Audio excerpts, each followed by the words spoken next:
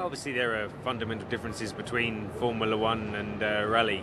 In Formula One you're not performing for such large durations of time, whereas the rally obviously is for the recce days, for 2 days, then you've got 3 days of the actual rally competition with the shakedown in between.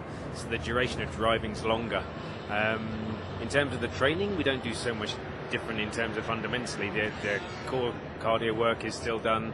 There's more emphasis on, because the driving position has changed, working to make sure the core side of things is very strong. The Formula One car, you're practically lying down, and the body over 9 years of driving one of those cars adapts to that position. Suddenly sitting very upright and driving just sitting for long periods of time. Obviously we have to work a little bit differently on those muscles just to strengthen them up.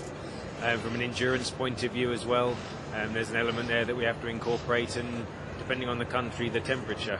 In a Formula One car you prepare for a race over a weekend, maybe the week before in places like Malaysia, but you're aiming for a 1 hour 40-minute race. Here you have to be a little bit more specific with the hydration levels and the nutrition, because they're performing for much longer. You'd like to kind of prepare as best you can. We had the back issue before we came here, which meant we couldn't do the test, but also means you can't really train. So we were in a position really where we couldn't do so much. So in all honesty, we got here, we spent a couple of days here before the rally, before the recce, and that was all the time we had.